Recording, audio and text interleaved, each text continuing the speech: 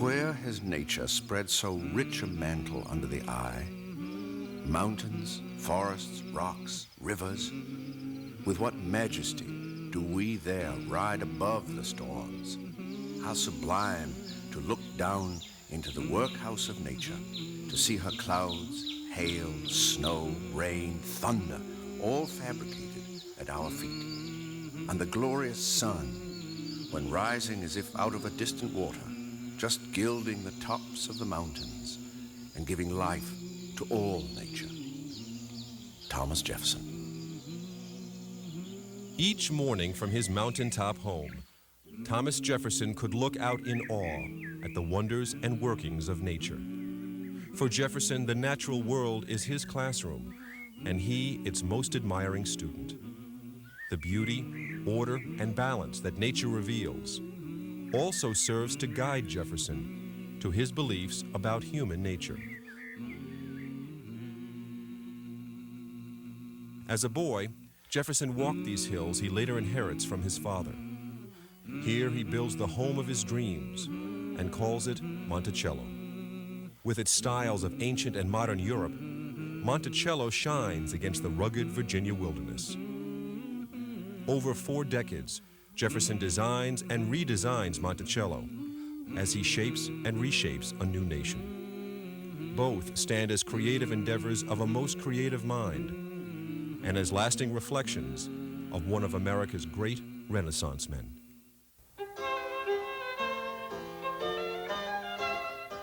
A biographer writes of Jefferson, he could calculate an eclipse, survey an estate, tie an artery, plan an edifice, try a cause, break a horse, dance a minuet, and play a violin. Thomas Jefferson is one of the most fascinating and complex figures to ever come on the American landscape. His ideas about individual rights, education, freedom of religion, and freedom from the oppressions of our own government have made him more than an important figure in our national mythology. To many, Jefferson has become a symbol of all that we value in America. So it remains one of the great ironies in our history that the man who writes the Declaration of Independence, declaring the equality of all men and their right to life, liberty, and the pursuit of happiness, writes these immortal words while holding scores of African Americans as slaves. Jefferson certainly is a man of his day, a day when the institution of slavery is already deeply entrenched in the American colonies. In fact, Jefferson's own wealth, his social status, and his political influence in some ways depend on slavery. But in so many other ways, Jefferson is not a man confined to his day, especially when speaking about personal liberties. Jefferson lives to be 83, twice the normal life expectancy of the time. His life spans a period in history when America is radically rethinking its notions about race and slavery, and Jefferson's own words have enormous impact, both good and bad. Sometimes those things that are supposed to be self-evident can be the hardest to understand. I'm reminded of a statement by James Parton about 100 or a little over 100 years ago. Parton was our first professional biographer, and I think he put his finger on what Jefferson had become even to his time, 1874. He said, if Jefferson is wrong, America is wrong. If Jefferson is right, America is right. That kind of moral identification has continued into our own time and is the source, I think, of much of the controversy that surrounds Jefferson. When Jefferson does something or behaves in an ignoble fashion, then it's as if America itself was behaving in an ignoble way. I was, as a naive kid in the ghettos of Houston, Texas, and in about 6th grade, 7th grade, whenever you get to the Declaration of Independence, I thought it sounded just great.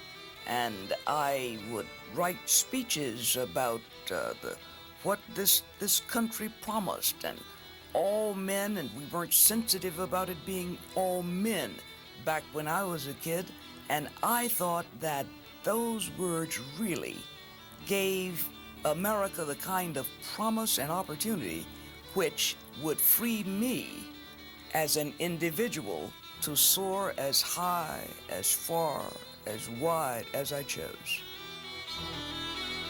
Our ideas about race come from comparing what we are with the standard Thomas Jefferson set for us. And the standard he set for us is an ideal that all are created equal. And if we look at race relations today, and we clearly see that all are not treated equal, all are not respected as if endowed by their creator with certain rights, and all don't have certain rights and aren't allowed to practice the same kinds of rights. And so we contrast that experience with this ideal, and we find ourselves wanting. So in that sense, yes, our racial discussion derives precisely from Thomas Jefferson and owes itself precisely to Thomas Jefferson, because the Thomas Jefferson that's most important to me is the one who wrote those words. Jefferson is always referred to for his hope, but behind that hope was a persistent worry, which we all share, which I think drives much of this debate over Jefferson. It's worrying that somehow that seed of evil that was planted with slavery there at the very beginning of the American nation is still going to be what kills us.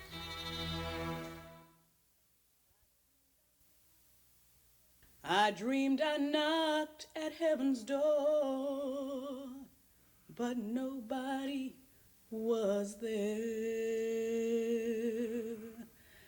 I dreamed I knocked at heaven's door, but nobody was there. And my little baby cries, does the Lord answer our prayers?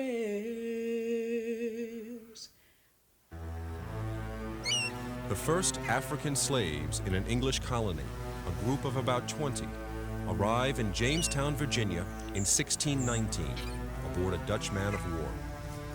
By 1750, some 10 million Africans have been taken in chains to the Western Hemisphere, with 400,000 coming to the American colonies. It was not clear at all for decades that African slavery was going to be the main economic institution of Virginia. For a long time, slavery coexisted with indentured servitude, and if you had asked leading Virginians which they would have preferred, they would have said, if we could have this be a white man's country, if we could have enough English men and women come here willing to work hard for 7 years, that would be the way that we would like to go. But they're not coming, and the ones who do come are dying quickly. If we're going to be able to have the kind of plantations that we came here to establish in the first place, we're going to have labor. And where is that labor available from? It's from these ships that are bringing slaves from Africa and from the Caribbean. So the process takes a very long time to congeal. Slavery is legal in the northern colonies for much of the 17th and 18th centuries, but it is not as critical as in the South because the growing season is shorter. In the South, slave labor is thought to be essential to plantation life. Yet many plantation owners still complain about how unproductive slave labor is. And one reason that the sharp distinction between North and South didn't exist is that slavery didn't seem to be an institution with much of a future. It seemed to obviously have made many men in Virginia rich. It had been here for 120, 130 years by the time Jefferson's born. But there's a widespread sense that this is not the wave of the future.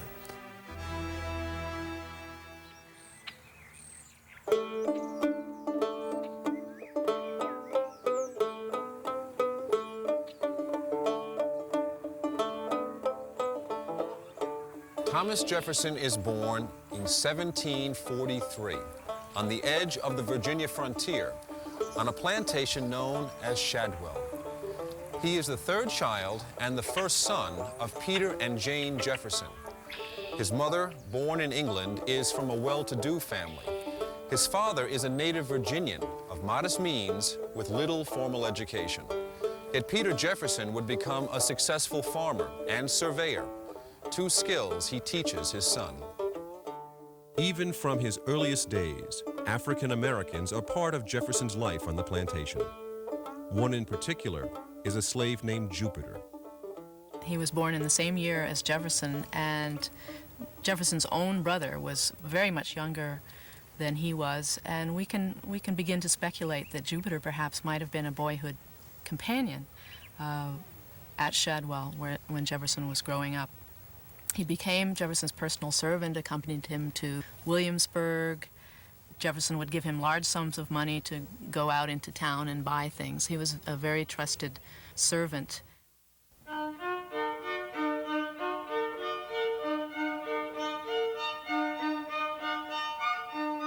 As a young man, Jefferson began reading classics early. He had two schoolmasters in what would have amounted to grammar school instruction, but they were tutors, who introduced him to Latin and Greek. He was always a very conscientious young man as well as an older man. He, according to people who knew him, spent 14 and 15 hours a day at study. So he immersed himself very rapidly in the classical languages. Even as a teenager, began to draw from Cicero, from Seneca, from Epicurus, from other classical authors. The Greek philosopher Epicurus writes, "It is not possible to live pleasantly without living prudently, honorably, and justly." From the Stoics, Seneca, and Epictetus, Jefferson learns that the highest good for any creature consists in acting in accordance with its nature. From these classic philosophers, Jefferson begins to shape a direction for his life. At 17, Jefferson attends the College of William and Mary in Williamsburg, after which he takes up the study of law. His mentor is the brilliant George Wythe. In years to come, Wythe is a signer of the Declaration of Independence and a harsh critic of slavery. At the age of 21, Jefferson inherits the family estate after the death of his father. The inheritance includes 5,000 acres of land and 22 slaves. He is now part of Virginia's landed gentry, and in 1768, at the age of 25, Thomas Jefferson is elected to Virginia's governing body, the House of Burgesses. At this time, Virginia law makes it difficult for slave owners to free their slaves. Freed slaves are a challenge to the institution, but at the same time, the law prevents masters from abandoning those slaves who are too old or too sick to work. In his first session in the House, Jefferson proposes changes in the slavery laws.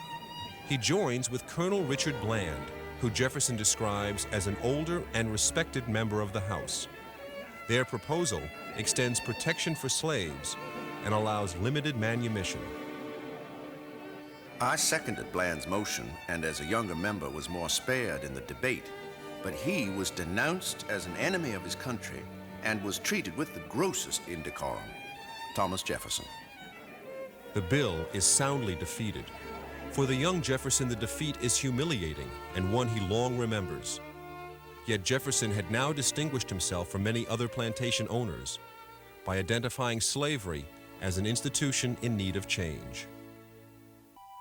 The whole commerce between master and slave is the perpetual exercise of the most boisterous passions, the most unremitting despotism on the one part, and degrading submissions on the other. I tremble for my country when I reflect that God is just, that his justice cannot sleep forever. Jefferson is convinced that slavery is an evil that someday will end. Yet he also believes that when freed, blacks must be colonized in Africa or the Caribbean, where they can live as free and independent people, but not in America. For Jefferson, the history of abuse and suffering is far too great for freed blacks and whites to ever live together.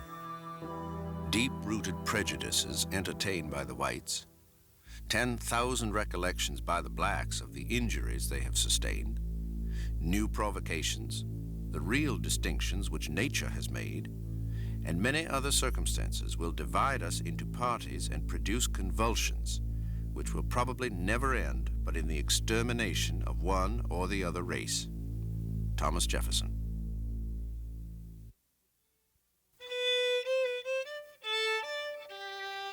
Mr. Jefferson was a tall, straight-bodied man as ever you see, right square-shouldered. Ne'er a man in this town walked so straight as old master. Neither built man as ever was seen in Virginia, I reckon, or any place. A straight-up man, long face, high nose.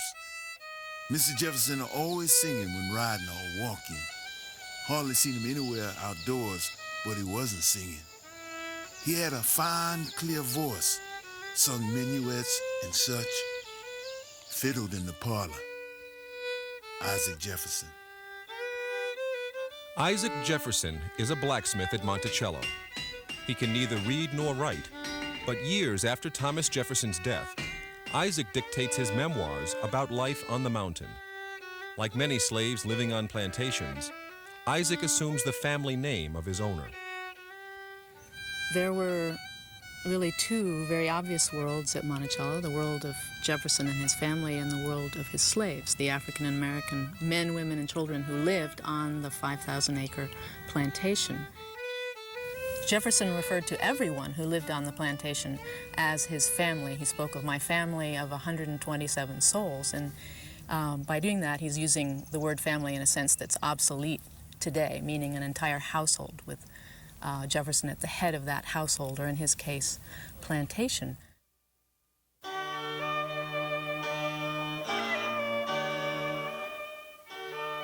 On New Year's Day, 1772, Thomas Jefferson marries the 23-year-old widow, Martha Wales Skelton. No painting of Martha survives, although some believe this to be her silhouette. She is described as petite, vivacious, a model of grace. And she shares her husband's love for music. She plays the harpsichord, he plays the violin.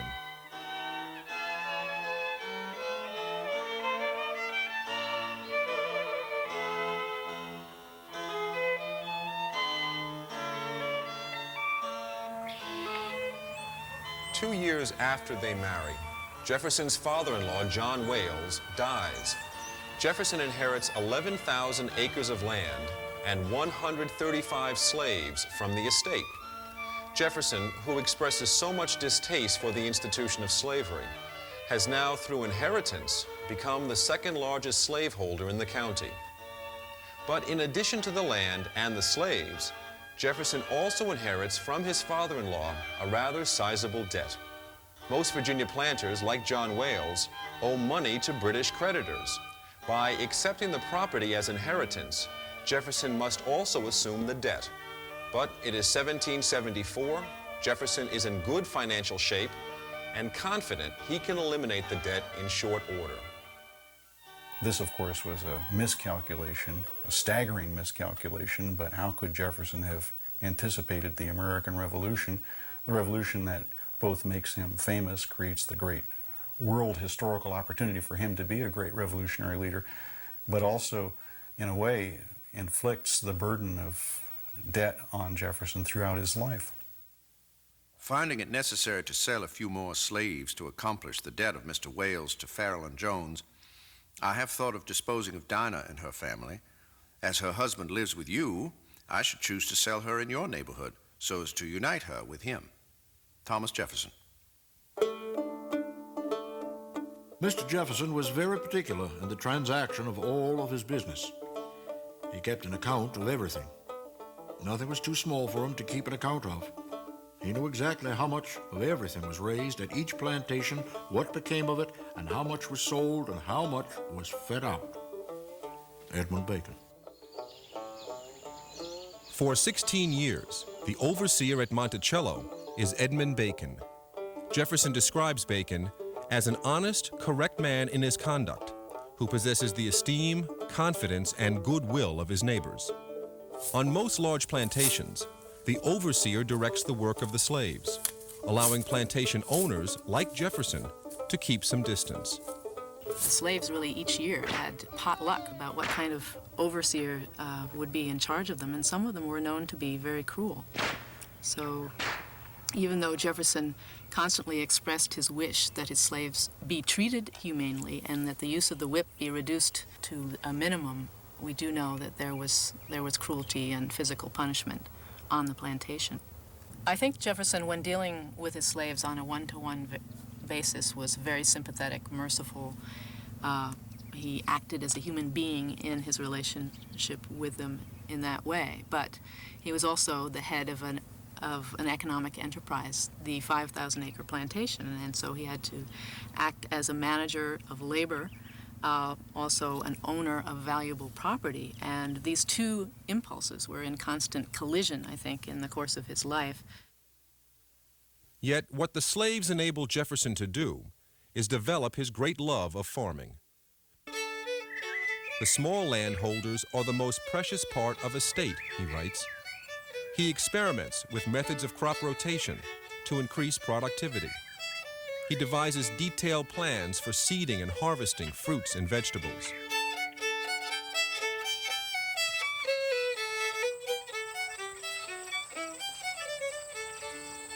He invents the moldboard for a plow as a better way to till the soil. He decides not to patent it, saying, its contribution to the American farmer is too important to gain profit. Jefferson had an almost religious sense of the land and the importance of people being independent. He was philosophically opposed to any kind of oppression.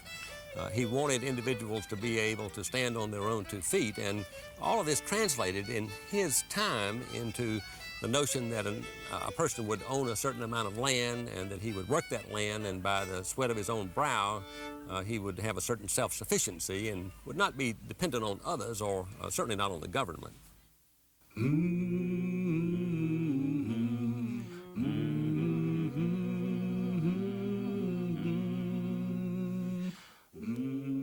Yet, in many ways, Jefferson is dependent on the help of his slaves. Over his lifetime, he owns an estimated 400 slaves. They work mostly as house servants, skilled craftsmen, and field hands. For more than 50 years, Jefferson keeps records of his slave family in his farm book. He records their births and deaths, lists the provisions they received, calculates to the finest detail their productivity, and even notes their smallpox inoculations. Jefferson has little use for doctors, so he insists on doing the inoculations himself.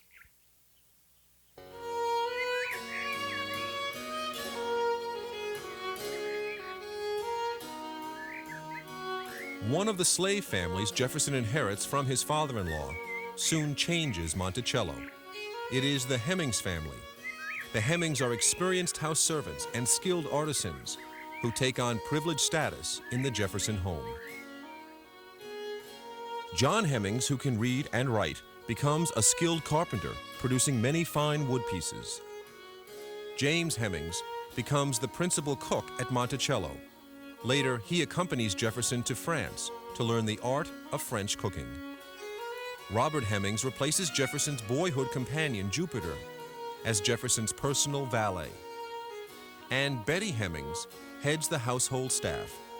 Over the years, Jefferson owns 30 of Betty Hemmings's children and grandchildren. Jefferson must have thought highly of her because he gave her a plot of land. She had chickens of her own. She had her own eggs, and he bought them from her. So he must have thought very highly of her. She sort of was the matriarch of all of the house slaves there, as long as she was able to do that. So she must have been a pretty intelligent, most likely, most likable person. While the Hemmings family enjoys privileged status at Monticello, most slaves spend the day working the fields, raising wheat, corn, and tobacco. All ages would be in the field. Mother, father, sister, brother, uncle, aunt, grandma, everybody would be in the field. And just doing whatever it took to work tobacco. That's hoeing, that's worming, that's suckering, that's hard work. Sun up to sundown, 6 days a week. And because it was difficult work, you had to find a way to break that monotony of that workday. And the way they did that was through music. Music in the form of a work song, where you had a caller and you had a response. The baby they crying, rolling on the boat, child. The baby they crying, rolling on the boat, child. The baby they crying, rolling on the boat, child. Rolling on the boat, child, wanna go home. But the real party started Saturday night. Because on Saturday night, they had something called a Saturday night gathering, where they play music and dance, and sing, and tell stories, and just get together.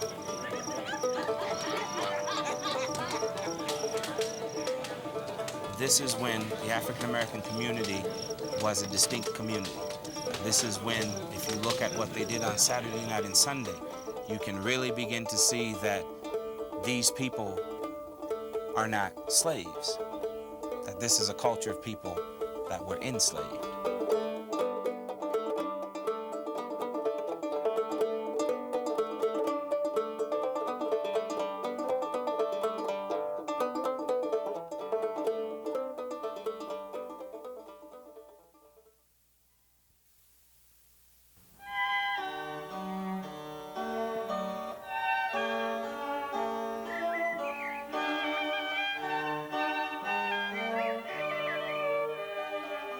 Every sense of beauty that he had, he tried to fulfill it in his image of Monticello. I don't think there's another person in American history, and certainly no president, where geographical site, place, and particularly building is as much a part of one's identity. So intrinsically a part of the identity of the person. In the case of Jefferson, unlike almost any other president, I say you can't know Jefferson until you come to Monticello. What Monticello reveals about Jefferson is the precision of his mind and the passions of his life, the balance of the head and heart. He designs the parlor after the salons of France. Here, Jefferson entertains an endless parade of notable friends and guests, surrounded by his favorite works of art.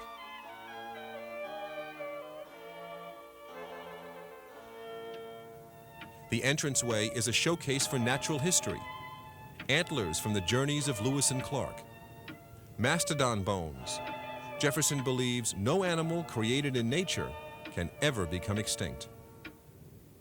A giant deerskin tells the story of a battle between the Sioux and Mandan Indian tribes. From his earliest years, Jefferson looks with admiration on Native Americans. Jefferson's private library and study are his inner sanctum. He reads in 7 languages, including Greek and Latin, and prefers to read a work in its original form, so nothing can be lost in translation. Here in his cabinet, Jefferson spends hours in study, exchanging correspondence with the great minds of his day. The polygraph creates duplicate copies of his letters. During his lifetime, Jefferson writes more than 18,000. Jefferson was nothing if not methodical. He liked to brag that he rose with the sun, and somebody said, well, how do you know when the sun's up? He said, when I can read the hands on the clock on the ledge at the foot of my bed. And there it was, facing him.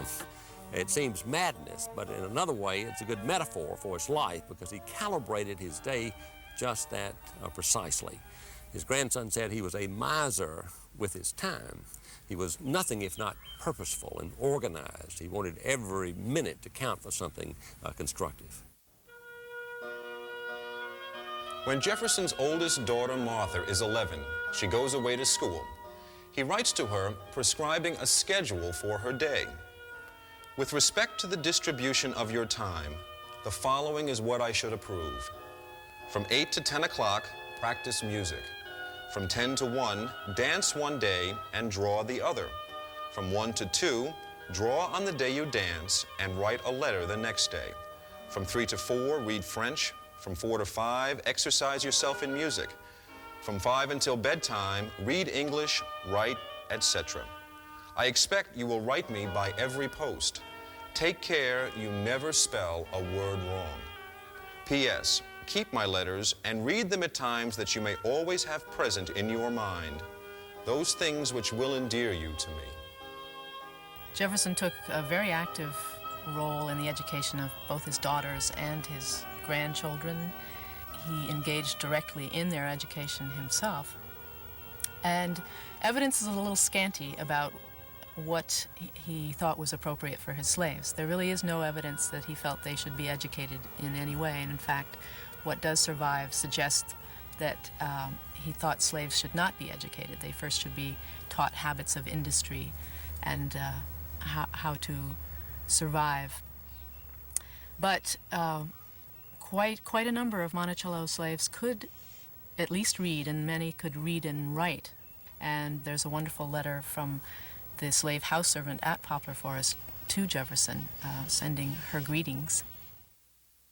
Master, I write you a few lines to let you know that your house and furniture are all safe, as I expect you will be glad to know. I heard that you did not expect to come up this fall. I was sorry to hear that you were so unwell you could not come. It grieves me many times. But I hope, as you have been so blessed in this life, that you consider it was God that done it and no other one. We all ought to be thankful for what he has done for us. We ought to serve and obey his commandments, that you may set to win the prize and after glory run. Master, I do not believe my ignorant letter will be much encouragement to you, as you know I'm a poor, ignorant creature. This leaves us all well. Adieu. I am your humble servant, Hannah.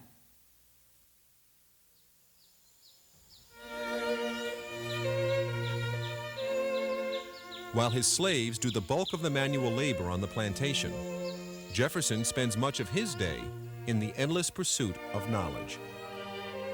Old Master had abundance of books. Sometimes we'd have 20 of them down on the floor at once.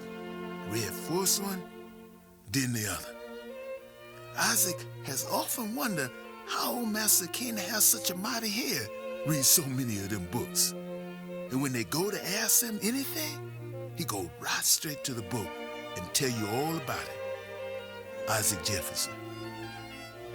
Jefferson emerges as a major American figure in an international community of intellectuals known as the Enlightenment. Science had only recently discovered things like gravity, electricity, magnetism, and energy. And out of these discoveries, universal laws about nature and the natural order were unfolding. Now, enlightened thinkers reasoned that if there was a natural order to the things they could see around them, there must be a natural order to man as well. Nature now became a tool to their utopian dreams of universal peace and equality. Jefferson most admires three Englishmen. Francis Bacon, who believed that man could decipher the simple, basic structures of nature. The scientist Isaac Newton, who attempted to explain the mechanical laws of the physical universe. And philosopher John Locke, who argued against the divine right of kings.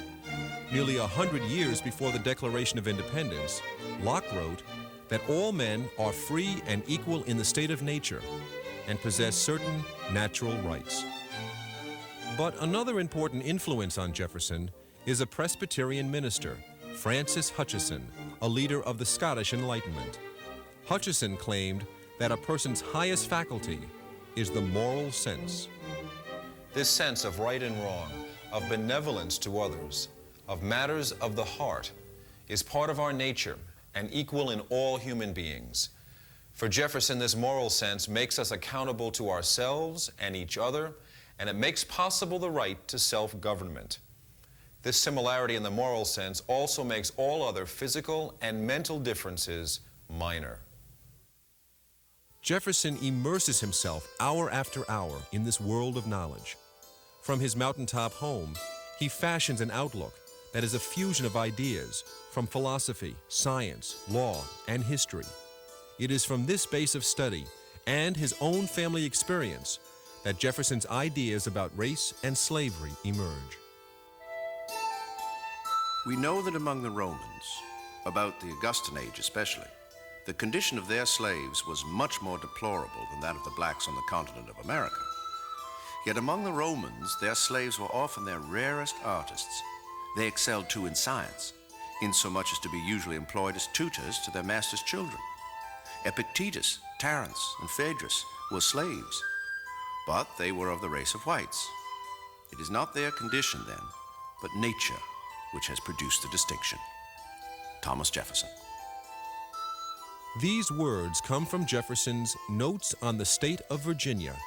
Written by him in longhand, it is the only book Jefferson ever publishes.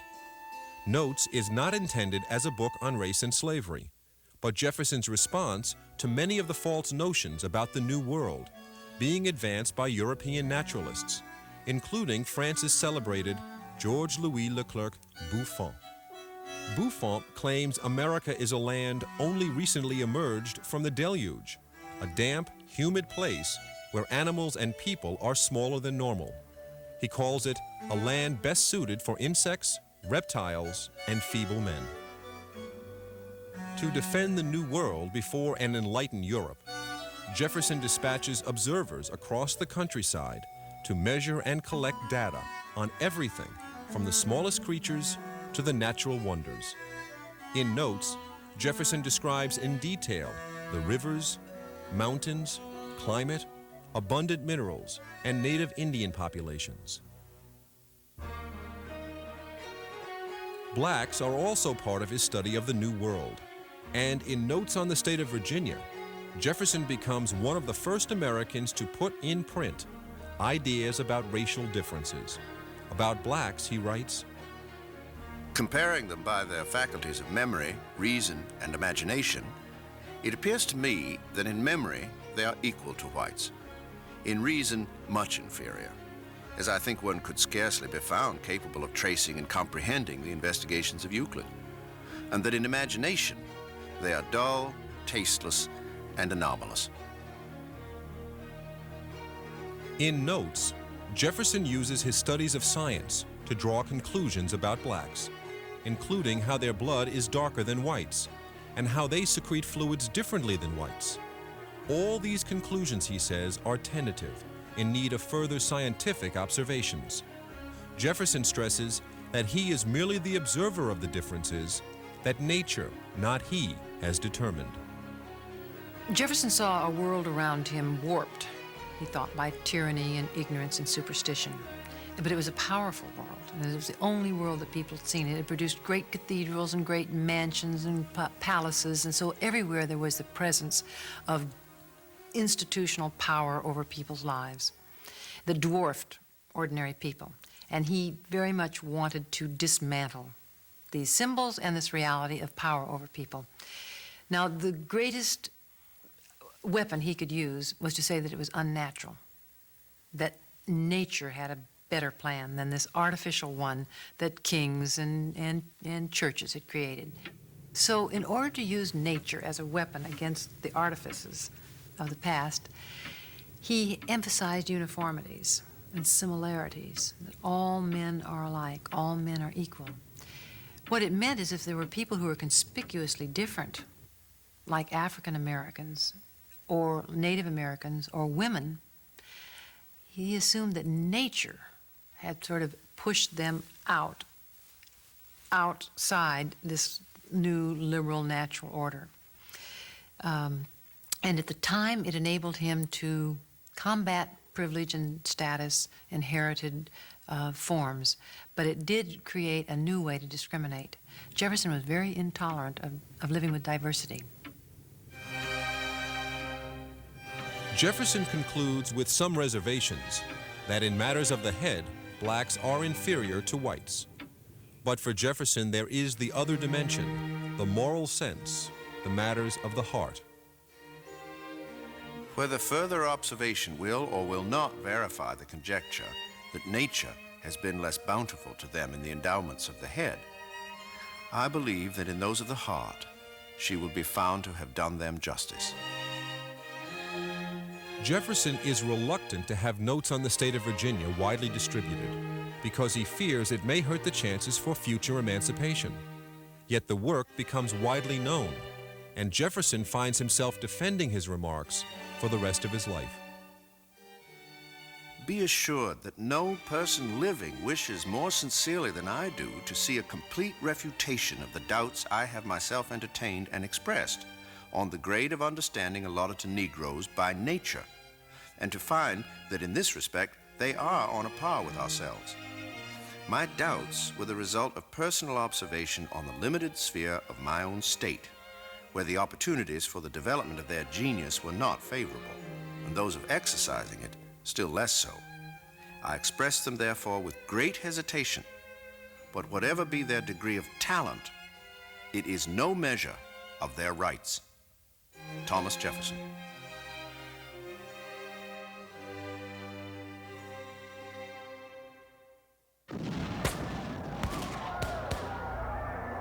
The Boston Massacre, Lexington and Concord,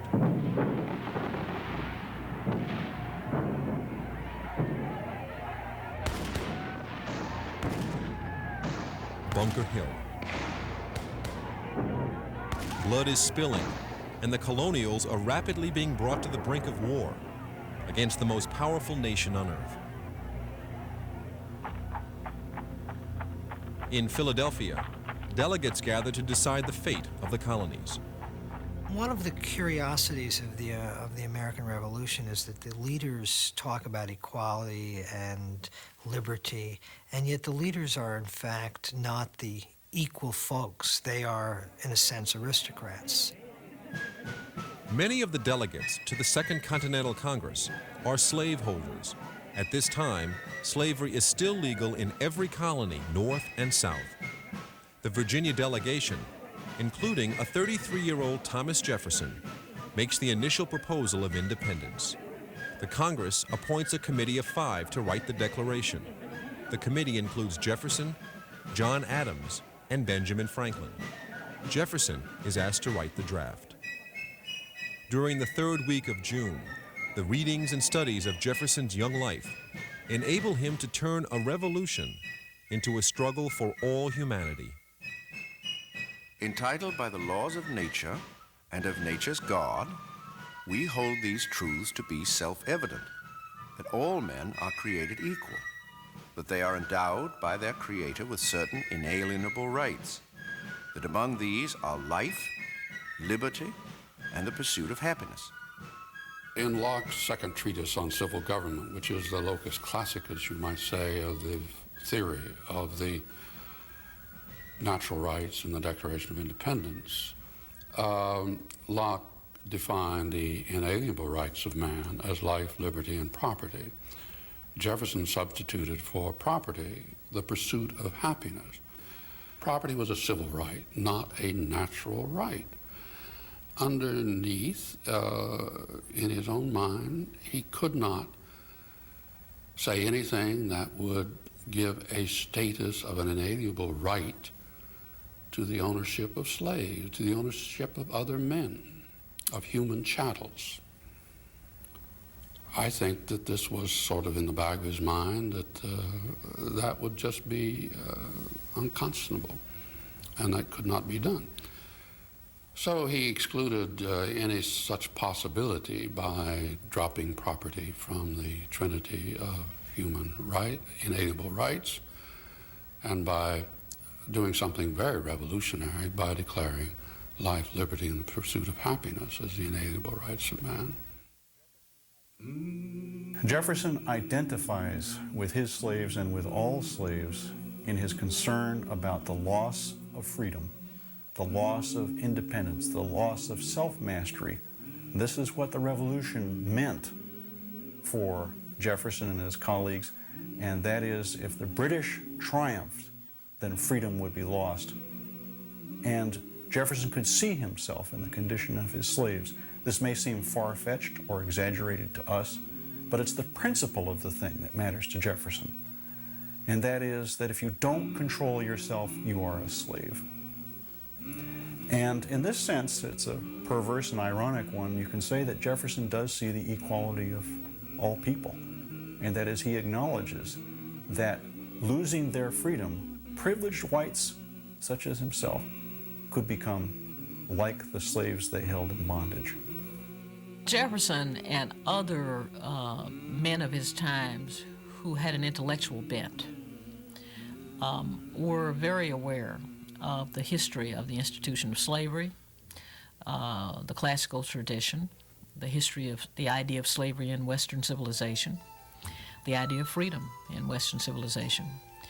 And they were very aware that in every society there had always been at bottom a group of people who were not included in the body politic, that there was nothing inconsistent about standing for freedom and equality for those who were part of the citizenry, the body politic by definition, and having a class which did the work that was below the manual labor and all the rest of it, on which this class, this upper class, stood. And in their minds, this did not seem inconsistent. It would not have seemed inconsistent. So it makes sense that when Jefferson said, you know, all men are created equal, he didn't mean slaves. Exactly what Jefferson meant when he said all men are created equal is not easily answered. He certainly meant more than all people are equal before the law. He meant much more than that. In some basic sense, he believed that all people were created equal. Now, in his particular case, he simply could not accept the equality of blacks. He could accept the equality of Indians. He felt that they were deprived, but that it was simply a question of environment, and that if you changed their environment and educated them, they could be made civilized, is the way he would have put it. But when it came to blacks, he simply was blind to this. He was unable to fulfill his own rhetoric, his own language. That phrase, all men are created equal, will always be tantalized with it. I think Jefferson knew exactly what he meant, and I think his contemporaries knew what he meant. It was a well-established principle in moral theory that before government, in a state of nature, all people are born equally free and independent. That is, they're not under the jurisdiction of anyone else. They are not born with any disabilities, are born with special privileges. That's what equality means. I think that was clear to Jefferson. I think it was clear to him and everyone else that it applied to all people. From the perspective of all men are created equal, blacks are created equal. If they are enslaved, it's an example of tyranny imposed upon them because they're denied their natural equality. That's totally apart from equality of abilities or any other issues of an empirical sort.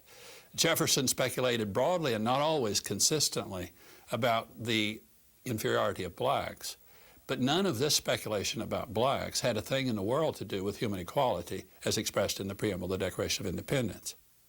But in addition to the preamble, Jefferson's original draft lists the grievances against the king.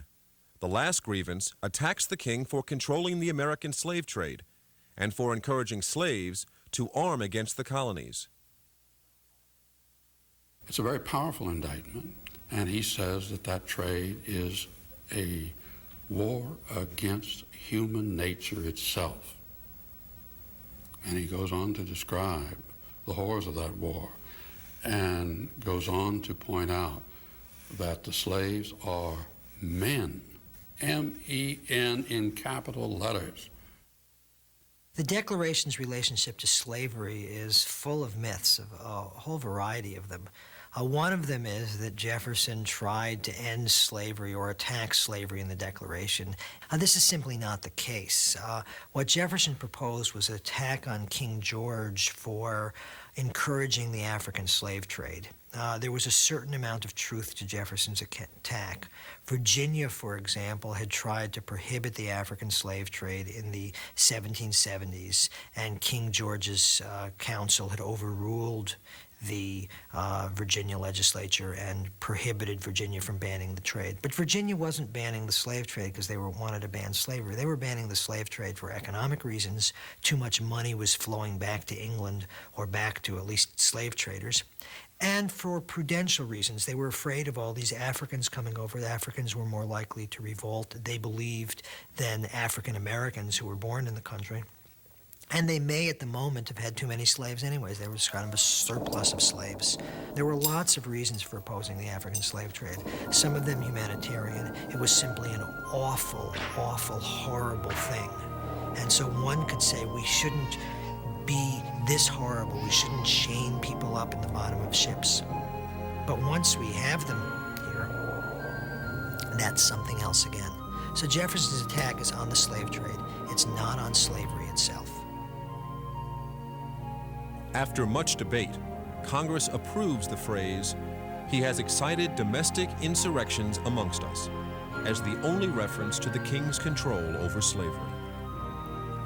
The clause reprobating the enslaving of the inhabitants of Africa was struck out in complaisance to South Carolina and Georgia, who had never attempted to restrain the importation of slaves, and who, on the contrary, still wished to continue it.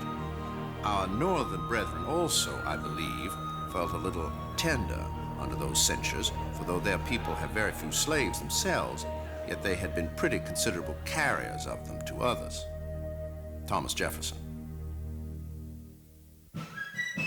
In the early evening of July 4th, Congress accepts Jefferson's Declaration of Independence.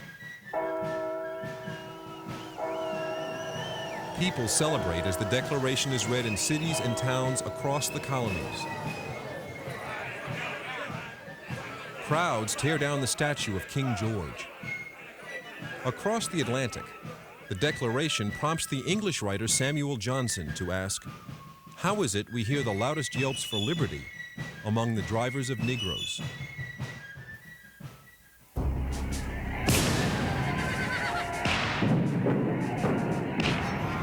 In the hopes of a quick end to the rebellion, Virginia's Lord Dunmore offers slaves their freedom in exchange for service to the British Crown. 800 slaves join. Across the colonies, some 60,000 slaves run away from their masters to join the British. In the first years of the Revolution, the Continental Army excludes blacks. But when enlistment quotas fall short, the policy changes. Slave owners are offered the enlistment fee for slaves that fight in the cause of independence. As many as 8,000 free or enslaved blacks join. But Jefferson's slaves are not among them. During the Revolution, Jefferson serves in the Virginia legislature and later as governor. He succeeds in passing a bill banning the further importation of slaves into Virginia. But he refuses to support a bill that allows slaveholders to free their slaves. That will pass later without the support of Jefferson. At the end of Jefferson's term as governor, the British, sweeping through Virginia, take Monticello and the surrounding plantation. Jefferson narrowly escapes. 30 of Jefferson's slaves are taken by the British. By 1781, the once hopeless Continental Army now has the British on the run. With France as its ally, the colonials corner the British in Yorktown, Virginia, and in October, the British surrender. The struggle for American independence is over. A slave was better off ending up behind Cornwallis's lines or behind British lines at the end of the war than ending up behind American lines at the end of the war. None of the slaves that were returned to Jefferson after the war ended up as free people. They lived and died as slaves. From the slaves' perspective, indeed, they might have been better off if the Americans had lost the war. We on the hill will be free someday. We on the hill will be free someday. We on the hill will be free someday. When we're free, feel our spirit on the hill. What an incomprehensible machine is man, who can endure toil, famine, stripes, imprisonment, and death itself in vindication of his own liberty, and the next moment be deaf to all those motives whose power supported him through his trial, and inflict on his fellow men a bondage, 1 hour of which is fraught with more misery than ages of that which he rose in rebellion to oppose. But we must await with patience the workings of an overruling providence, and hope that that is preparing the deliverance of these, our suffering brethren, when the measure of their tears shall be full, when their groans shall have involved heaven itself in darkness. Doubtless a God of justice will awaken to their distress. Thomas Jefferson. The revolution that won America's independence has taken a toll on the land. Years of poor harvests have increased the debt for many farmers. At Monticello, like most Virginia planters, Thomas Jefferson and his wife Martha now face years of rebuilding. Some plantation owners used the war as an excuse to erase their debt to British creditors. Jefferson is not one of them. Jefferson didn't look for political solutions to his problem of indebtedness. A debt was a debt, and he was a man of his word. And you have to think of Jefferson as being extremely conscious of the importance of words authentically spoken. That's what the Declaration of Independence is all about. If words don't matter, if we can redefine them and reinterpret them, then this declaration is nonsense. It doesn't stand for anything. And this is a central principle of Jefferson's political life, to be true to his words and to be true to his debts. For Jefferson, the issues of slavery and indebtedness are connected. If he frees his slaves, work on the plantation stops, and he defaults on the debt. If he sells the slaves to raise the capital and pay off the debt, the plantation suffers, and the slaves remain slaves, only to someone else. Jefferson always believes his slaves are best treated under his care. Owning slaves makes Jefferson part of the privileged class. It provides him with the opportunity for a lifestyle he's grown accustomed to. Yet his views on the institution remain the same. Slavery is unjust, an unpleasant part of America's inheritance from Britain. But for Jefferson, the conditions are not yet right for change.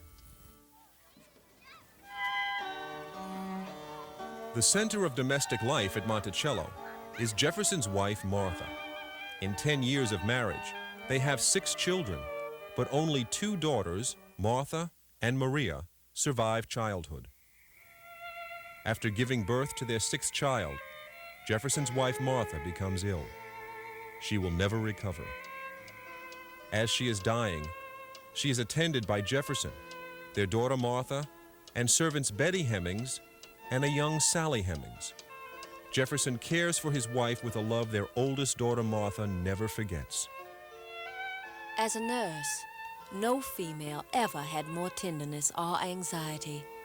He nursed my poor mother, sitting up with her and administering her medicines and drink to the last. For 4 months that she lingered, he was never out of calling. The plantation overseer remembers the final scene. She told him she could not die happy if she thought her 4 children were ever to have a stepmother brought in over them. Holding her other hand in his, Mr. Jefferson promised her solemnly that he would never marry again. And he never did. Edmund Bacon. On her deathbed, Martha writes to her husband from Lawrence Sterne's novel, Tristram Shandy. Time wastes too fast.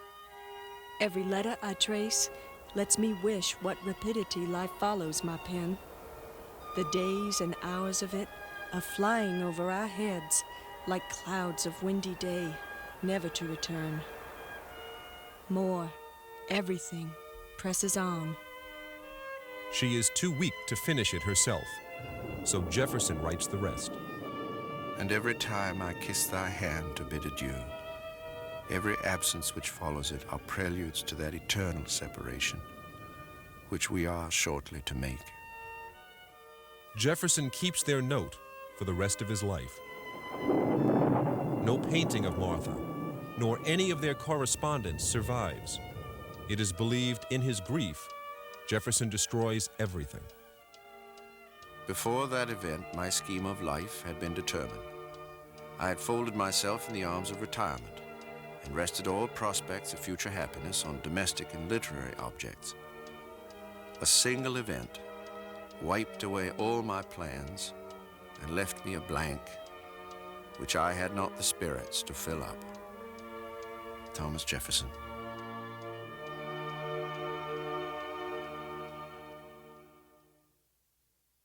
There are slaves in all of the 13 states in 1776 when they declare independence. By the end of the Revolution, Massachusetts and New Hampshire have outright abolished slavery. Massachusetts declares slavery to be ended because the Massachusetts Constitution of 1780 uses language almost identical to the Declaration of Independence, declaring all men are born free and equal. Therefore, there can't be slaves if you're born free and equal. Pennsylvania, Rhode Island, and Connecticut have passed gradual emancipation statutes, which means that the children of all slaves will be born free, and as the existing slaves die, the institution of slavery will die out. By 1804, New Jersey has become the last northern state, New York in 1799, to also adopt these gradual emancipation statutes. So the North creates itself. The American Revolution created the anti-slave consciousness, in a sense. For 100 years, slavery had existed in the colonies without substantial criticism. From the late 17th century to the middle of the 18th century, there's very little criticism. Once in a while, a Quaker, a few isolated individuals, but by and large, slavery was accepted as a given. But suddenly, in the middle of the 18th century, coincident with the rising sense of Enlightenment values, particularly freedom, independence, slavery becomes a problem. People suddenly say, well, this is inconsistent. And from that moment on, and it coincides with the American Revolution, slavery's on the defensive. And it's only then that you begin to get racial defenses of slavery. Nobody used race as an excuse or a justification for slavery earlier, because they didn't have to. So while Jefferson's words about equality in the Declaration provide a spark for emancipation in the North, ironically, it is also Jefferson's words, this time in Notes on the State of Virginia, that express the feeling of many slaveholders. Whether originally a distinct race or made distinct by time and circumstance, blacks are inferior to the whites in the endowments both of body and mind. This unfortunate difference of color, and perhaps of faculty, is a powerful obstacle to the emancipation of these people. Thomas Jefferson. Jefferson finds himself between two worlds moving on a collision course. He condemns the evils of slavery, but he doesn't free his own slaves. Yet in Notes on the State of Virginia, he details a plan for emancipation on the condition that when freed, blacks must be colonized in Africa or the Caribbean, where they can live as free people. To that end, Jefferson proposes educating blacks now at the public expense. These ideas anger many slaveholders who have no interest in educating their slaves only to lose them. But colonizing blacks is crucial to Jefferson, because he believes the history of pain and suffering makes it impossible for blacks and whites to live together in freedom. What Jefferson was reflecting, again, was the confusion and the search for solutions to a sort of impossible situation that had been created, which he perceived as being impossible in a sense. Painful, a situation that if it had not existed, it would have been better, might be the way he would put it. It would have been better if we hadn't, created this situation, but it has happened. It has its benefits, it has its liabilities. I don't see how we, after all that's happened, could live together. Well, some of the time he's been right, because there have been some very painful eras in our history when it seemed as if we couldn't live together. So that was an appropriate question for him to ask, and in the context of his own times, a solution that made sense to him and a lot of other people.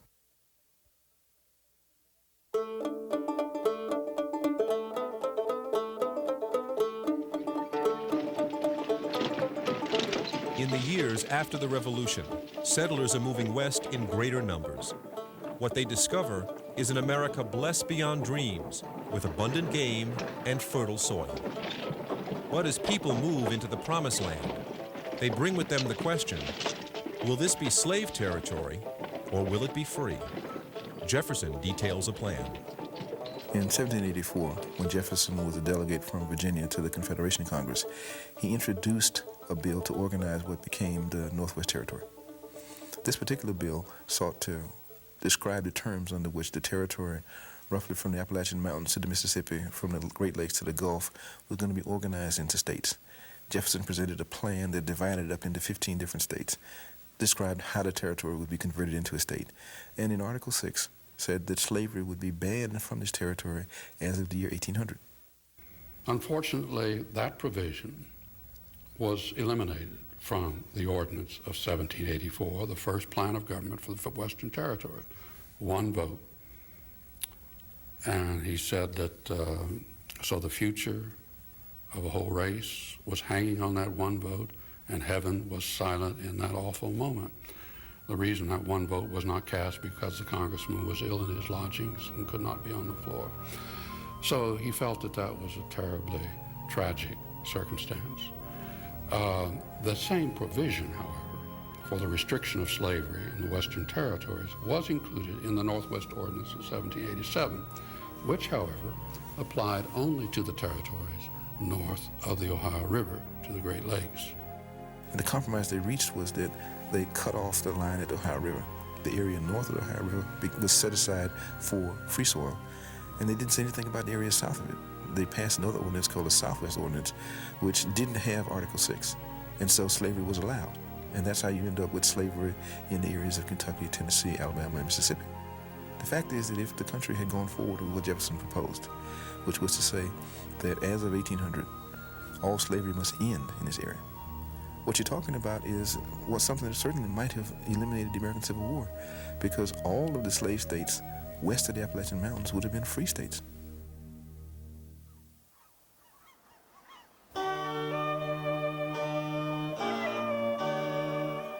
In March 1785, Jefferson is appointed minister to France, succeeding Benjamin Franklin. For Jefferson, it is a time of rebirth. The architecture, the music, the salons ignite his imagination.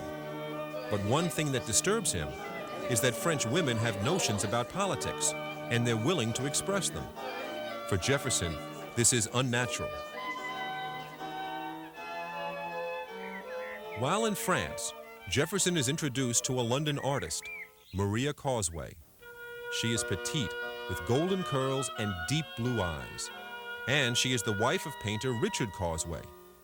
Jefferson is mesmerized by her, and for months, they are constant companions.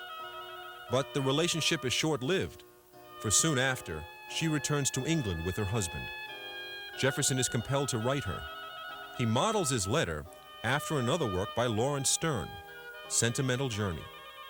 More than a goodbye, it reveals Jefferson's inner struggle between reason and passion, his head and heart. Head.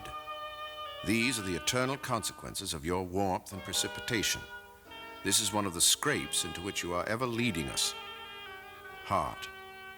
Oh, my friend, this is no moment to upbraid my foibles. I am rent into fragments by the force of my grief. Head. The art of life is the art of avoiding pain. Everything in this world is a matter of calculation. Advance then with caution the balance in your hand. Put into one scale the pleasures which any object may offer, but put fairly into the other the pains which are to follow. The most effectual means of being secure against pain is to retire within ourselves and to suffice for our own happiness. Heart. But let us now try the virtues of your mathematical balance, and as you have put into one scale the burthen of friendship, let me put its comforts into the other. For assuredly, nobody will care for him who cares for nobody. But friendship is precious, not only in the shade, but in the sunshine of life. And thanks to a benevolent arrangement of things, the greater part of life is sunshine. Thomas Jefferson.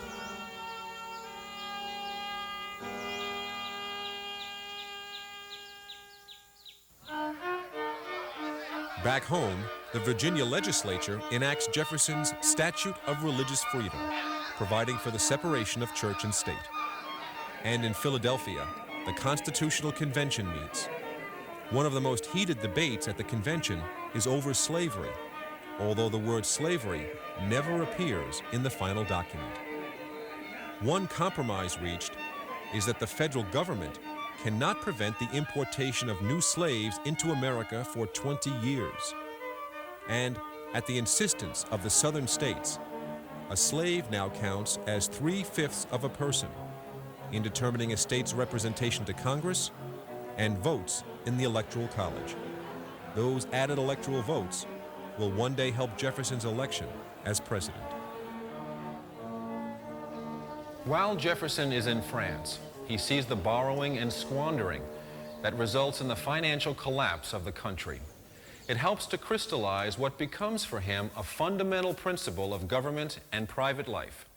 No generation can pass its problems or its debts on to the next generation. For Jefferson, that is generational tyranny. From Paris, he writes to his friend James Madison. He uses a term from Roman law, usufruct, meaning something given in trust, and writes, because the earth belongs in usufruct to the living to make use of, no generation can contract debts greater than may be paid during the course of its own existence. The whole idea of self-government is based on being free to act. People in debt are not free to act. And writing in 1789 in that famous letter of September 6 to James Madison, Jefferson most fully develops this great theme of his political philosophy, and that is that every generation is like an independent nation, should be free and equal with respect to every other generation. It's as if you imagine a generation is the living generation is a country unto itself, and that it should be free of and independent of the burdens passed on by predecessors, and it should pass on the legacy of freedom and self-government to the next generation by not encumbering it with enormous debts. So Jefferson's concern with debts becomes not just a personal issue and a lifelong problem that he deals with, but is also a central premise of his political philosophy. For Jefferson, the principle of the living generation extends beyond the issue of debt. It applies to land use, resource allocation, anything that should be passed on to the next generation. And for Jefferson, a term like generation could not be left vague. He uses tables compiled by Buffon and calculates a generation to be 19 years. That is how long, he says, debts should be contracted for, how long patents and copyrights should extend. And he even proposes that every 19 years, the U.S. Constitution should be re-examined. To many, this is far-fetched. To Jefferson, the key point is that each generation has the right to determine its own destiny. In the fall of 1789, Jefferson returns to America, filled with new ideas about government, new designs for Monticello, and a commission from President George Washington to become America's first Secretary of State. He also ships home 86 crates of French furniture and fine art.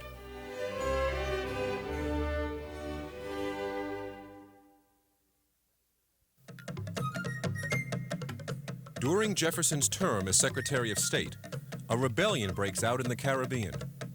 Haiti, which at that time was a colony of France called Saint-Domingue, was in fact, at the time of the French Revolution, the richest, the most prosperous, the most productive of all of the slave colonies in the Americas.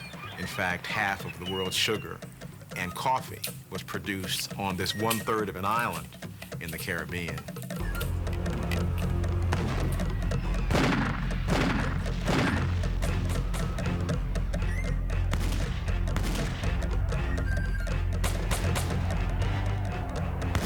There's a massive slave rebellion, which then leads through a series of successive stages toward independence for Haiti, which was declared on January 1st, 1804. The Haitian Revolution is really very much a part of Thomas Jefferson's world, and we also know that Jefferson had a special interest partly because he was such a devotee of the French Revolution and of France. There's a lot of contrast. The main one really being that in the Haitian case, you have a new polity that's built on the fundamental principle of the abolition of slavery. I mean, that's really what pushed this rebellion forward. Haiti is a dilemma for Jefferson and the new nation. During the American Revolution, Haitian soldiers fought for the colonies in their struggle for independence. But now in Haiti, this is a revolution of slaves.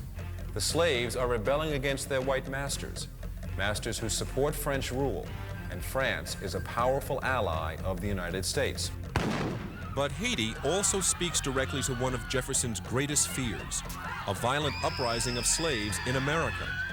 Unless something is done, he warns, we will be the murderers of our own children. On Haiti, Jefferson remains neutral. A struggle lasting more than a decade results in Haiti becoming the second independent nation in the hemisphere. If you imagine living in Virginia, there are any number of things that could make even a relatively large slaveholder think twice about the future of slavery. First of all, you have these ideas associated with the Revolution and of universal human freedom, the ideas that are being expounded in France and England. But there's more than this. There are things that are much more immediate, much grittier, which is the fact that your plantation doesn't seem to be nearly as profitable as it might be. When you travel to Pennsylvania or New Jersey, you see the productive farms there, you wonder, how productive could Virginia be if we had free labor instead of slave labor? So you can find people who are not just sort of bitten with the infection of Enlightenment ideas who could believe that as a very hard-headed sort of business proposition, a question of political economy, that having slavery in gradually might not be all that bad. Like Jefferson, George Washington inherits most of his slaves through marriage. But during his life, Washington refuses to buy or sell his slaves. He also leaves instructions in his will that all the slaves be freed upon the death of his wife, Martha. Early in his life, Benjamin Franklin owned a small number of slaves. But in his last years, he becomes president of the Pennsylvania abolitionist movement. Shortly before his death, he writes Congress, asking them to loosen the bands of slavery, that all may enjoy the birthright of liberty. And Jefferson's daughter Martha writes about her distress over the ownership of slaves. Good God, have we not enough? I wish with all my soul that the poor Negroes were all freed. It grieves my heart when I think that these, our fellow creatures, should be treated so terribly as they are by many of our countrymen. Over the course of his lifetime, Jefferson owns some 400 slaves. He engages in the commerce of slavery, buying and selling them as a source of ready capital, or to keep slave families together. During his life, he frees only 3. A good cause is often injured more by ill-timed efforts of its friends than by the arguments of its enemies. Persuasion, perseverance, and patience are the best advocates on questions depending on the will of others. The revolution in public opinion which this cause requires is not to be expected in a day, or perhaps in an age, but time, which outlives all things, will outlive this evil also. Thomas Jefferson.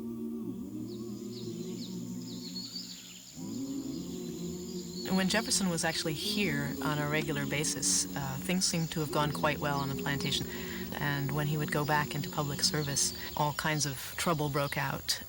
I think in general that his absence had a definite effect on how things operated here on the plantation and the whole financial health of that operation. Jefferson's own family, in fact, blamed his constant absences in public service for the state of his finances. While he is away, Jefferson's daughter Martha, now the wife of Thomas Mann Randolph, keeps her father informed about the difficulties at home.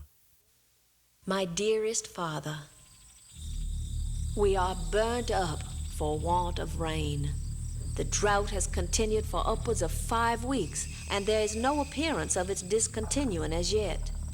People are in great pain about their crops.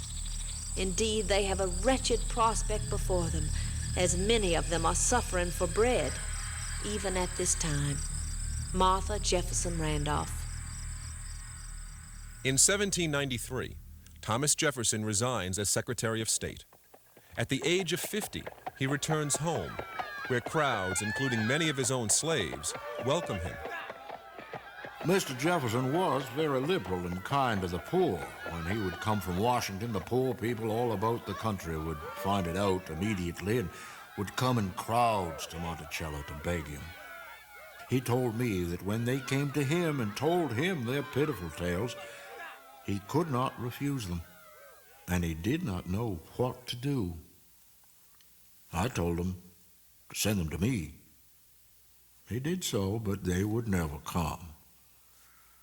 They knew what to expect. Edmund Bacon. For the next few years, Jefferson turns his attention to the plantation and its growing debt. But it proves a short retirement, for in 1796, his political party, the Republicans, run against the Federalists, led by Jefferson's old friend, John Adams. The Federalists win by 3 electoral votes, and Adams becomes the nation's second president. For coming in second, Jefferson becomes vice president. But in 1800, Jefferson and Adams face each other again. Jefferson writes, "I like everything about Adams, except his politics." Now the two men, who were so aligned at the Declaration of Independence, disagree over the direction of the new nation. Adams supports a strong central government. Jefferson, a more limited states' rights government. The campaign is cruel, and the attacks personal. Jefferson is labeled an infidel by the Federalists, in part for his position on the separation of church and state. The Republicans label Adams a monarchist. Slavery is not a major issue. The election is so close, it takes 36 ballots in the House of Representatives to decide. But in the end, Thomas Jefferson becomes 3rd President of the United States. Adams, weary of political life and embittered by the campaign, retires to Massachusetts. Jefferson is under attack from the start of his presidency.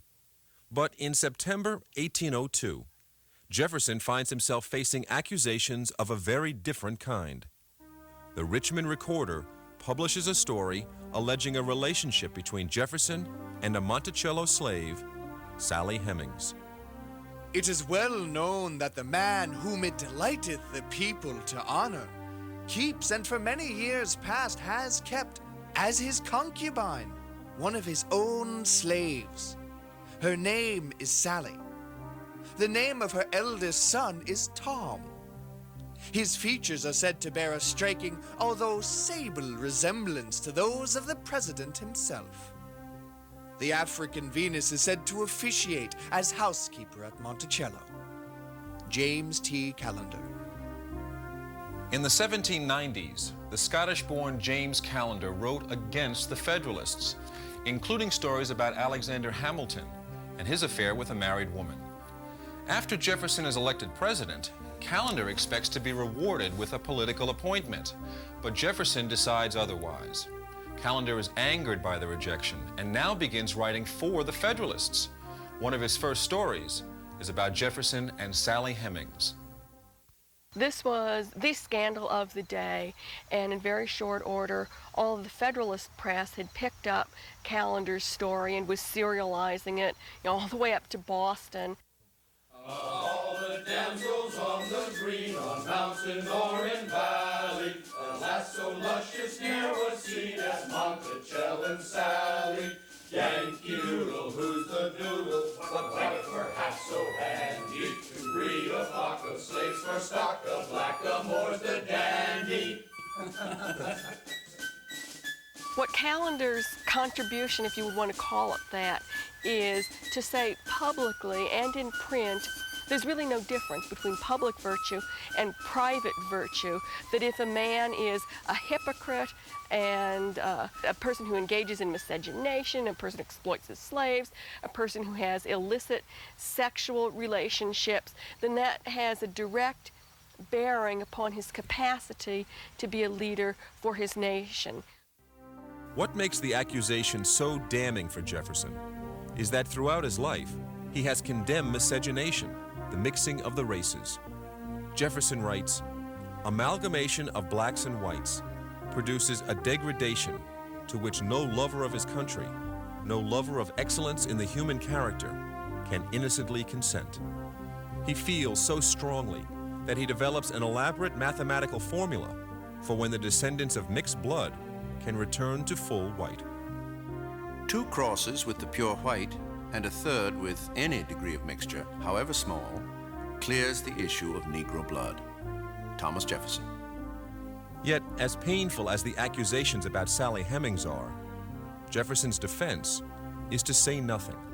And in fact, his silence in a way fueled the newspaper stories, because by not saying anything, the opposition press could say, well, we're still waiting. And Jefferson resolutely refused to deny. So the story continued and continued. What is held as fact by some, an impossibility by others, is that while in France, Jefferson fathered a boy named Tom by Sally Hemings. At the time, Jefferson would have been 44, and Sally Hemings 14. The tradition in the accounts that we have discovered through research is that Thomas Woodson, at that time just called Tom, was conceived in Paris because Sally Hemings was there with Jefferson after she had helped transport his youngest daughter, living daughter, to him back in about 1788, 1787, 1788. And while there, she was given clothing, being educated, learned French, and most likely became his concubine. When she returned to the United States, shortly after, Thomas Woodson was born in 1790. According to the account handed down in the Woodson family, Jefferson bends to pressure from the press, and in 1802, when the boy is 12, sends him to a nearby plantation. He takes the name of the plantation owner and becomes Thomas Woodson. There is almost no written history about this. Most slaves and slave descendants could not read or write, so many who trust the story rely on oral tradition. In the Woodson family, we have all of these people who have answered the question, when did you first hear about the Sally Heming, Thomas Jefferson relationship? And they come up with stories which are pretty close to being identical. And these are among people who, for 4 generations, did not contact one another. This story runs through 4 different families in Pennsylvania, Ohio, Tennessee, and Texas. So that sort of thing leads me to believe that it happened. Jefferson keeps lists of the children of his slaves in his farm book. Here, he lists no child named Tom under Sally Hemings' name. He does list a Tom with no last name, whom the Woodson family believed to be Thomas Woodson. Others claim him to be an itinerant farm worker. But Jefferson does record Sally having at least 5 other children: Beverly, Harriet, who died in infancy, a second Harriet, Madison, and Eston. Most believe that all of Sally's children were fathered by a white man. Now, all of the children were able to be Thomas Jefferson's children according to the times when he was at Monticello. We know that he was president and was away in Washington quite often. But 9 to 10 months before each one of them was born, he was present at Monticello, and Sally Hemings was present at Monticello. And the ability to father those children was there. No one contends that point. No one contends the point that he was there. Isaac Jefferson, a slave at Monticello, leaves in his memoirs a description of Sally Hemings. Sally, mighty near white. She was the youngest child. Folks said these Hemings was old Mr. Wales' children. Sally was very handsome, long, straight hair down her back. As best we know, and this comes through oral tradition that no one really has disputed much, Sally Hemings herself was 3/4 white. She was the daughter of Betty Hemings, a mulatto that is half black, half white slave woman, and John Wales, who happened to be Jefferson's father-in-law. Betty Hemings, Sally's mother, was John Wales' slave after the death of his wife. He apparently took Betty Hemings as his slave mistress, fathering some children, one of whom was Sally. What this means also is that Sally Hemings would have been Thomas Jefferson's wife, Martha's half-sister. She might well have resembled Martha Jefferson. She might have reminded Jefferson of his deceased wife. In 1873, an article appears in an Ohio newspaper, dictated by Sally's son, Madison Hemings. Madison identifies Thomas Jefferson as his father and describes in detail life at Monticello. Madison also tells how his mother's duties were to care for Jefferson's chambers and wardrobe. But recently, a first-of-its-kind DNA study was undertaken with the descendants of Jefferson and Sally Hemings. While not totally fail-safe, it presented clear evidence to show no genetic link between Jefferson and Thomas Woodson. But it did show a link between Jefferson and Sally's youngest son, Eston. Jefferson was present at Monticello at the time Sally conceived all her children, leading many to conclude Jefferson is most likely the father. While some contest the DNA results, others are rethinking this chapter of the Jefferson legacy. Jefferson's greatest defenders among the historical profession have thought that Jefferson was a man of impeccable character, a man who hated slavery, a man who was uncomfortable with women and would have been uncomfortable with the very idea of an extramarital or a non-marital relationship with a woman. And given those considerations, it would seem impossible to them that Jefferson would have engaged in a dalliance or an affair or even a long-term loving relationship with a woman who was his slave. Beginning in the late 60s and the early 70s, first with Winthrop Jordan's White Over Black, then with Fawn Brody's very famous biography, Thomas Jefferson Intimate Biography, other historians began to look at the Sally Hemings story, re-examine the Sally Hemings legend, and to say, well, it's not necessarily implausible. Some argue that to say that he was capable of a loving relationship with a slave woman humanizes him. Other people who dislike Jefferson will say he's a hypocrite. And therefore, all Americans are hypocritical. American democracy is in some fundamental way hypocritical. Jefferson, the way that you treat Jefferson and Sally Hemings, that story then becomes sort of a symbol of what you think the legacy of slavery and American race relations is.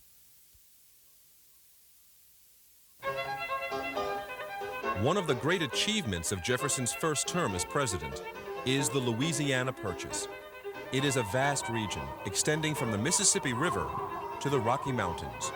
For $15 million, roughly 3 cents an acre, it nearly doubles the size of the new nation. Jefferson sends his private secretary, Meriwether Lewis, along with William Clark, to explore the territories. Years before, Jefferson trained Lewis as a surveyor. Now, Jefferson gives the two detailed instructions to record every great natural site and to greet the Native Americans in peace. Jefferson says, offer their children the opportunity to be educated by us if they so desire. In 1804, Jefferson easily wins re-election. During his second term, the Constitution's 20-year moratorium on the importation of slaves ends, and Jefferson signs the ban into law. But during Jefferson's second term, tensions with England and France are growing. There is piracy at sea, and instead of war, Jefferson begins a trade embargo. It has mixed success, causing as much harm to America as its enemies. The Federalists again find Jefferson an easy target.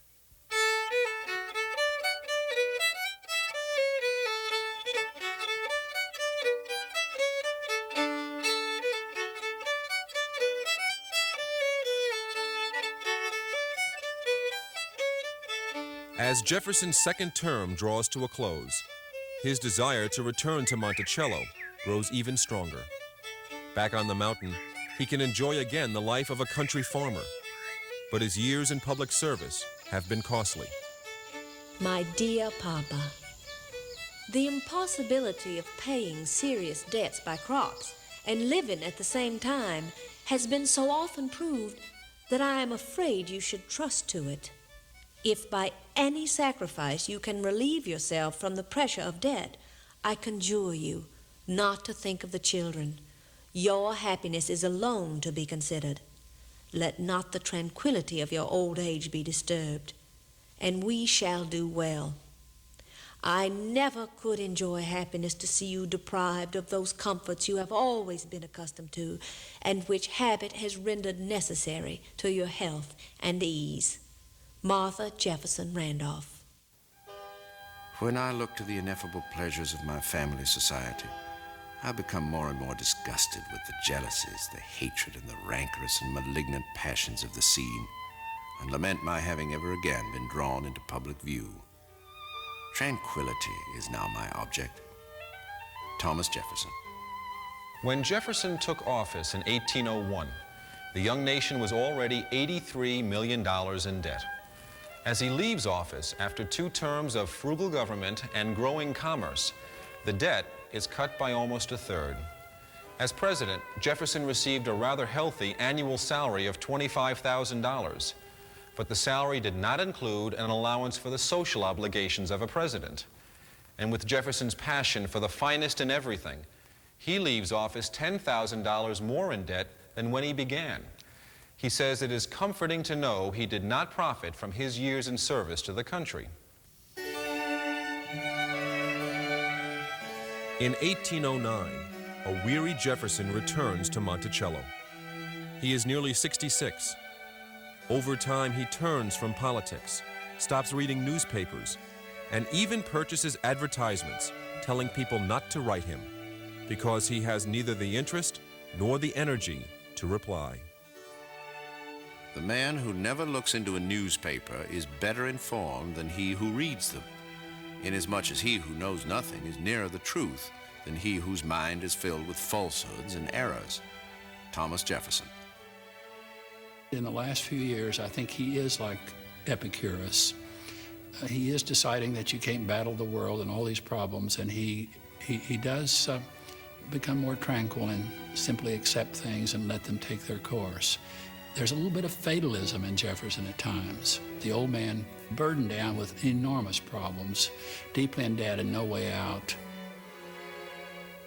In his later years, Jefferson's greatest joy comes from his 12 grandchildren, who fill Monticello. They are his escape from the infirmities of arthritis and migraine headaches. Yet, even in retirement, Jefferson embarks on what he believes is one of his most important projects, the creation of the University of Virginia. Jefferson designs the campus, develops the curriculum, and selects many of the professors, all with the intention, he says, of preparing leaders for a new nation. Yet the next generation of statesmen is already shaping the future of slavery, including a young admirer of Jefferson's, Edward Coles. Coles writes to Jefferson and basically says, I'm going to free my slaves, and I'm going to free my slaves because I've read Jefferson, because I've been persuaded by the Jeffersonian ideas that slavery is wrong. And he basically is asking Thomas Jefferson, this is 1814, Jefferson is an old man, he's basically asking this former president for his blessings. Jefferson responds to Coles.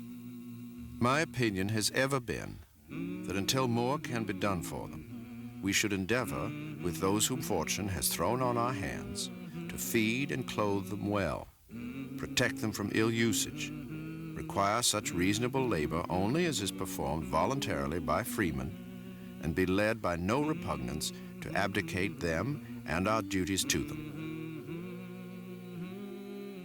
Jefferson reminds Coles that as a young member of the House of Burgesses, he and Richard Bland attempted to ease the Virginia slave laws and were called traitors. But so much has happened since that day 45 years earlier. Jefferson's Declaration of Independence has become the foundation for a new nation based on equality. The northern states have abandoned slavery altogether, while the southern states, with the invention of the cotton gin, find the once marginal institution now even more entrenched. And Jefferson, who spoke so strongly against generational tyranny, against passing the problems and the debts of one generation to the next, now seems resigned to doing just that when it comes to slavery and his own personal debt. This enterprise is for the young, for those who can follow it up and bear it through to its consummation. It shall have all my prayers, and these are the only weapons of an old man. Thomas Jefferson.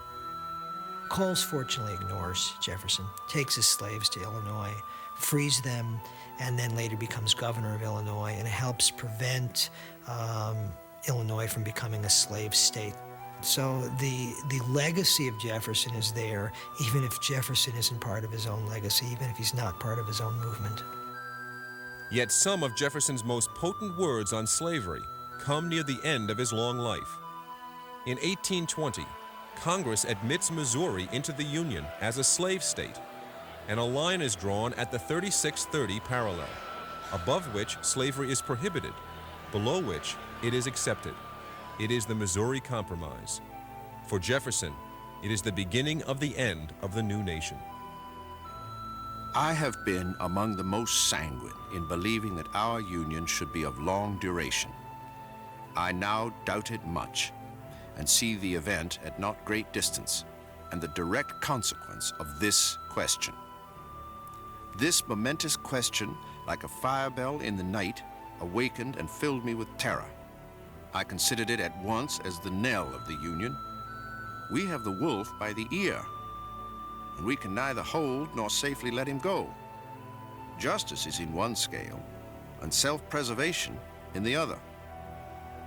I regret that I am now to die in the belief that the useless sacrifice of themselves by the generation of 1776 to acquire self-government and happiness to their country is to be thrown away by the unwise and unworthy passions of their sons, and that my only consolation is to be that I live not to weep over it.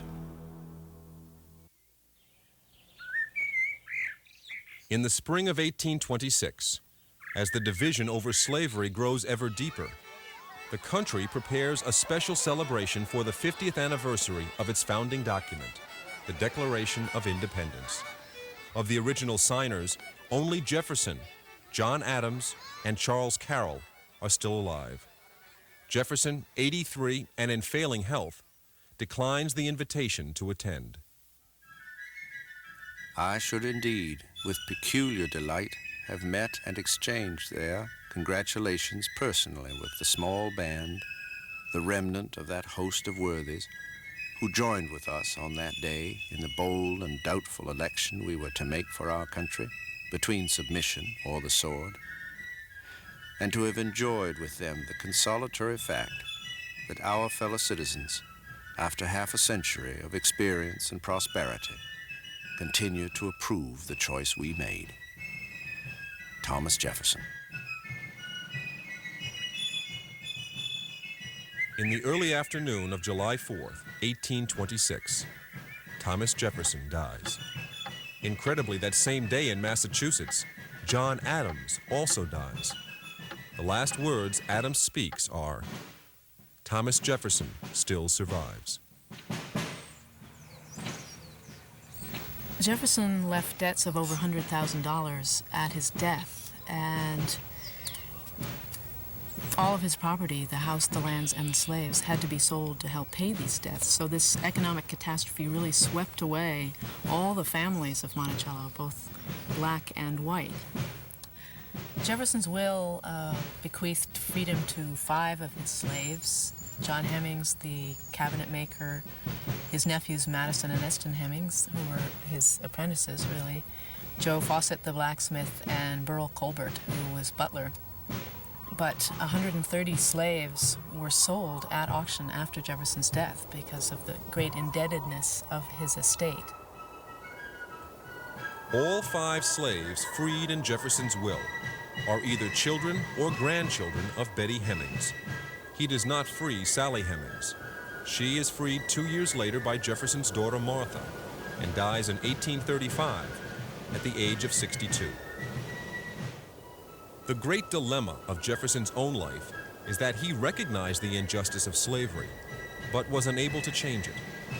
Within little more than a generation after his death, his prediction about the end of the Union nearly comes true.